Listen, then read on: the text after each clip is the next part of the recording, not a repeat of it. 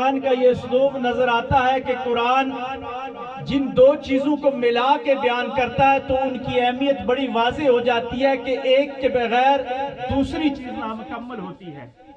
جس طرح بارہا قرآن نے کہا کہ اطیعوا اللہ اطیعوا الرسول، کہ تم حکم مانو اللہ کا اور حکم مانو رسول اللہ صلی اللہ علیہ وآلہ وسلم کا۔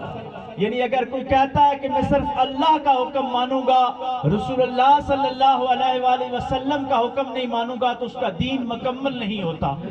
اور اگر کوئی کہتا ہے کہ صرف میں مصطفیٰ علیہ السلام کا حکم مانوں گا، کتاب اللہ کو چھوڑ دوں گا، تو پھر بھی اس کا دین مکمل نہیں ہوتا۔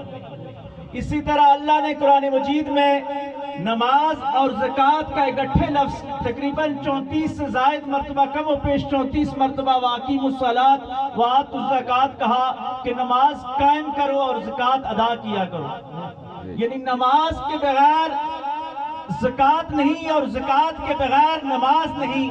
اگر کوئی صاحب استطاعت ہے وہ زکوٰۃ ادا نہیں کرتا تو اس کی نماز بھی نہیں، اور اگر کوئی شخص نماز کا منکر ہے وہ زکوٰۃ دیتا ہے تو اس کا بھی دین مکمل نہیں ہے۔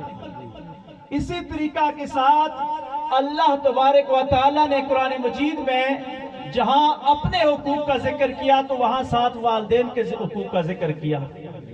فرمایا کہ میرا شکر ادا کرو، وَاشْكُرْ لِي وَلِوَالِدَيَّ، کہ میرا شکر ادا کرو اور پھر والدین کا شکر ادا کرو۔ یعنی میرے شکر کے ساتھ والدین کا بھی تم شکر ادا کرو۔ اور پھر اللہ دعا سکھاتا ہے کہ یا اللہ جس طرح بچپن میں انہوں نے میری پرورش کی، اب بڑھاپے میں تو ان کا مددگار بن جا، تو ان کے لیے آسانیاں عطا فرما۔ اور پھر اللہ تبارک و تعالیٰ قرآن مجید میں جہاں یہ فرماتا ہے کہ میری عبادت کرو، شرک کے قریب نہ جانا، تو اس آیت میں جا کے اللہ فرماتا ہے کہ والدین کے ساتھ احسان کرو، حسن سلوک کرو۔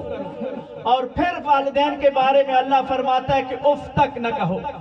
یعنی معلوم یہ ہوتا ہے کہ اسلام کا یہ فلسفہ ہے کہ اللہ اور اس کے رسول صلی اللہ علیہ وآلہ وسلم کے حقوق کے بعد جو سب سے زیادہ حقوق ہیں وہ والدین کے حقوق ہیں۔ اور مسلمانوں کا یہ بڑا خوبصورت عقیدہ ہے، اور اسی پہ ہم سب کی نجات ہے کہ جو آخرت کا عقیدہ ہے۔